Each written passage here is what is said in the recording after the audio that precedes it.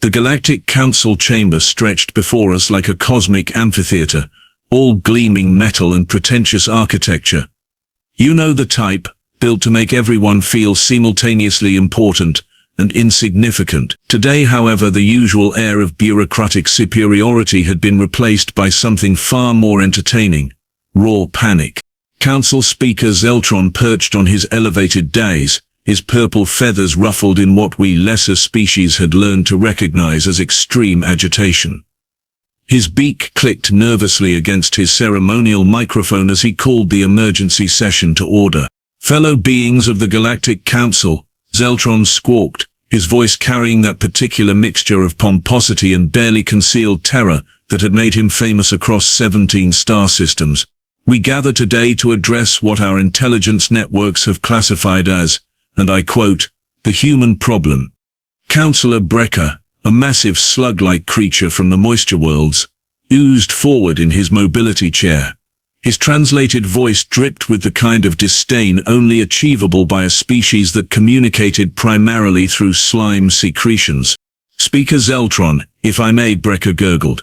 "The human expansion rate has exceeded all our predictive models. They establish colonies in systems we've marked as uninhabitable. They terraform planets we've written off as death traps. And worst of all," his eye stalks quivered with indignation, "they seem to be enjoying themselves while doing it." The insectoid Councillor Thane clicked his mandibles in agreement, a sound that always reminded everyone present of breaking bones. His compound eyes reflected the chamber's lights as he spoke in his characteristic buzzing monotone. "The incidents are increasing," Thane announced. "Our latest reports indicate that humans have been observed domesticating creatures that our xenobiologists classify as Class A apex predators. They treat them as what they call pets.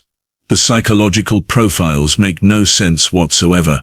Zeltron's feathers stood on end. "Elaborate, Councillor Thane.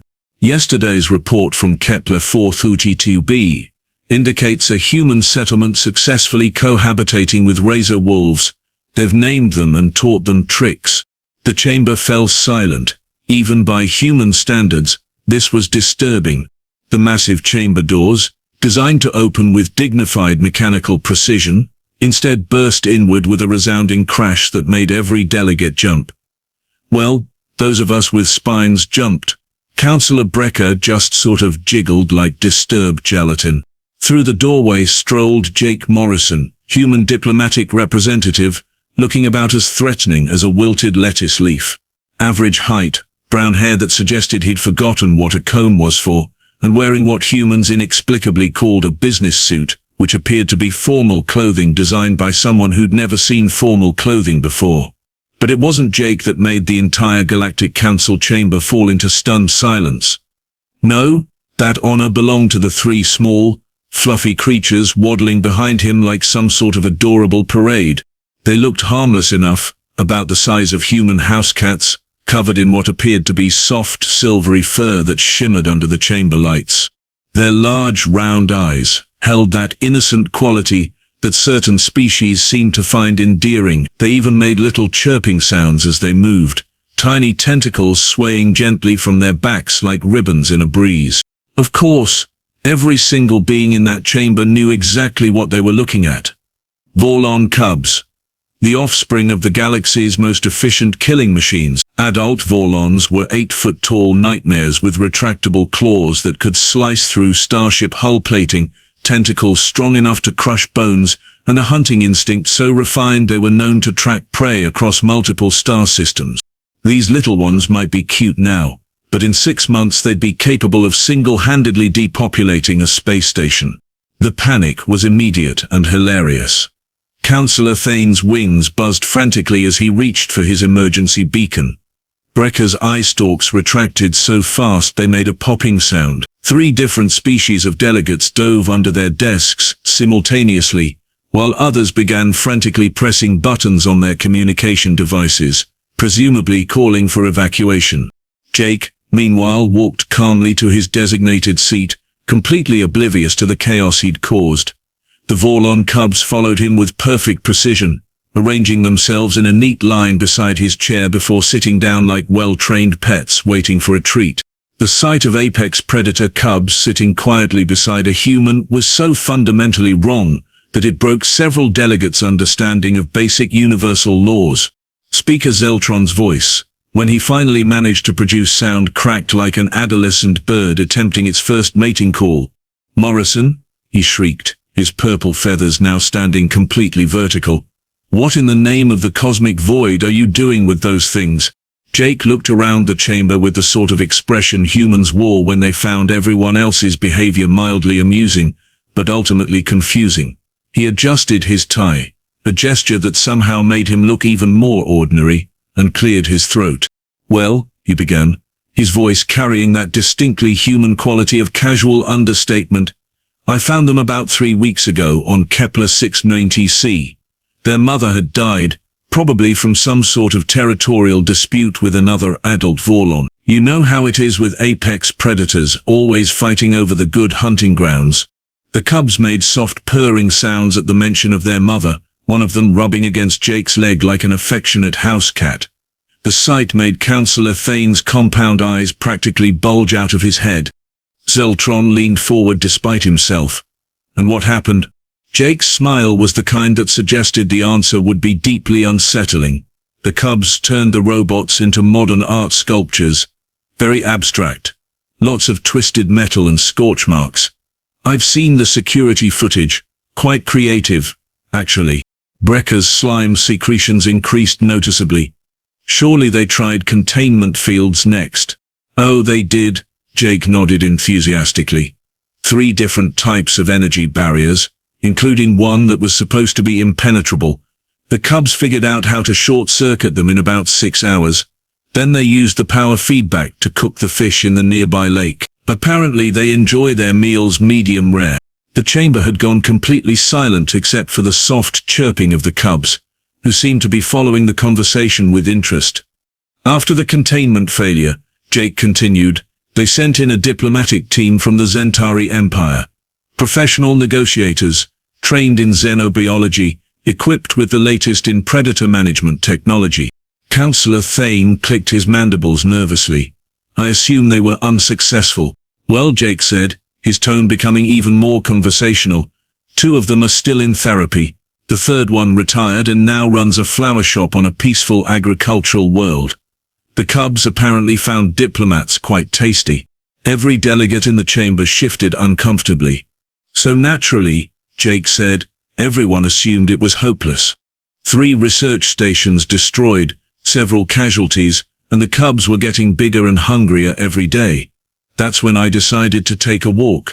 He paused, looking genuinely puzzled by everyone's horrified expressions. "I brought some of those protein bars humans are always eating. You know, the ones that taste like cardboard but somehow satisfy hunger.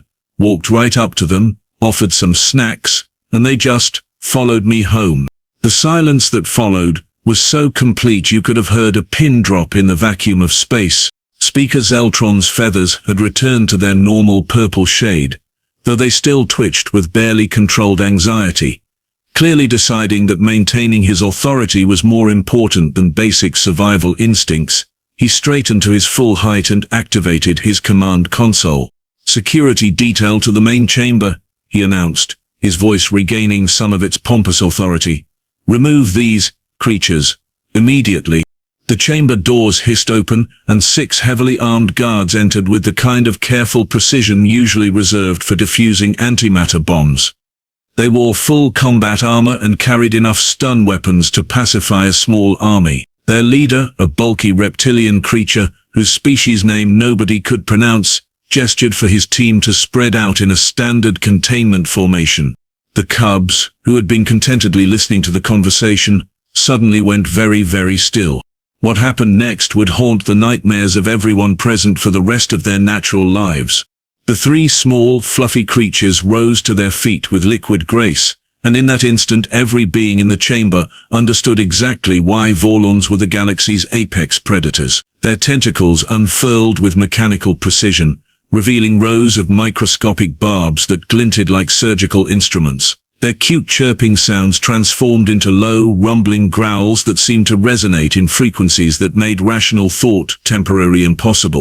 Their large, innocent eyes became focused predatory stares that calculated exactly how many seconds it would take to reach each guard, which arteries would provide the quickest kill, and whether there would be enough left over for a decent meal. The security team froze like prey animals caught in a spotlight.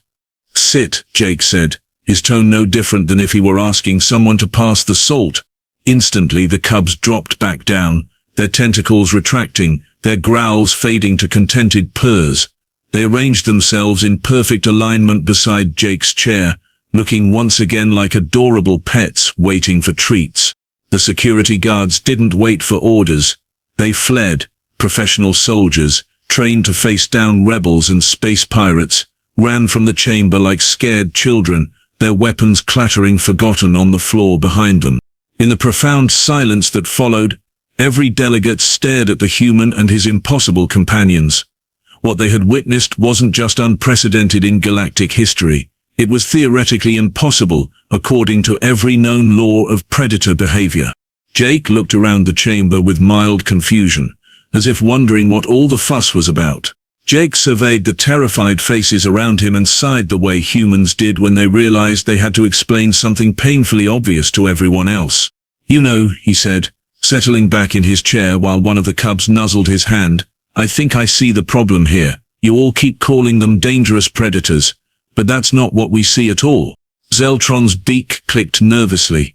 "Then what exactly do you see when you look at those killing machines?" Jake's face lit up with that particular human expression that usually preceded something deeply disturbing disguised as cheerful conversation. "Puppies," he said simply. The word hung in the air, like a toxic gas leak. Several delegates began making choking sounds. "My grandmother," Jake continued, completely oblivious to the psychological damage he was causing, kept a small carnivore that was perfectly capable of killing creatures 3 times its size. Sharp claws, lightning reflexes, natural hunting instincts that could track and eliminate prey with ruthless efficiency. Councilor Brecker leaned forward, slime trails glistening with horrified fascination. "This creature lived in her dwelling? On her lap, mostly," Jake replied cheerfully. "She called him Mr. Whiskers. He purred when she scratched behind his ears." The sound Fane made could only be described as mechanical weeping. Jake warmed to his theme, gesturing with the enthusiasm humans displayed when discussing their hobbies. "We routinely share our homes with descendants of pack hunters that used to bring down megafauna. We call them dogs, and they sleep in our beds. We climb onto the backs of animals that could easily kick us to death, and we call it recreational riding. We cuddle with creatures whose mouths contain enough bacteria to cause systemic infections that could kill armies, and we call it affection." The chamber had gone so quiet that the cubs' purring sounded like industrial machinery. "The pattern you're missing," Jake continued, reaching down to pet one of the cubs, which immediately rolled over to expose its belly, "is that humans don't see dangerous predators. We see potential friends who just happen to have interesting skill sets." Councillor Thane's compound eyes darted between Jake and the cubs, his mandibles clicking in rapid calculation. When he spoke, his voice was barely a whisper that nonetheless carried across the silent chamber. "By the void," he breathed. "This explains everything. This is why human colonies succeed in systems where others fail. They're not fighting the local apex predators, they're making friends with..." The realization rippled through the assembled delegates like a shockwave, each species coming to terms with a fundamental truth that rewrote everything they thought they knew about humans and their place in the galaxy. Speaker Zeltron's feathers bristled as his brain finally processed the implications of what he'd just heard. His eyes gleamed with the kind of cunning that had made him a successful politician across multiple star systems. "This proves it," he squawked triumphantly, pointing an accusatory wing at Jake. "This demonstrates exactly why humans are too dangerous to be allowed unrestricted expansion. You don't fear what you should fear. You befriend what should be avoided." Jake stood up slowly, and the 3 cubs immediately mirrored his movement with perfect synchronization, rising to stand beside him like an honor guard of adorable death machines. The human looked around the chamber with an expression that suggested he was finally beginning to understand something that amused him greatly. Let me get this straight, Jake said, his voice carrying a new edge that made every delegate suddenly remember that humans had conquered their own planet's apex predators without breaking a sweat. You're calling us dangerous because we make friends instead of enemies. His gaze swept across the assembled species, and several delegates found themselves unconsciously shrinking back in their seats. Every single species in this chamber has, at some point in their history, attempted to conquer others through fear, intimidation, or superior firepower. You've built empires on the principle that might makes right, and strength demands submission. The cubs purred contentedly, completely relaxed despite the growing tension in the room. Meanwhile, Jake continued, humans looked at our planet's most efficient killing machines and said, "Hey, want to be friends? We didn't conquer our apex predators, we convinced them to join us. And then we went out into the galaxy looking for more friends." The silence that followed was deafening, as every delegate realized they had been looking at the human problem completely backwards. They hadn't been dealing with conquerors, they had been dealing with recruiters.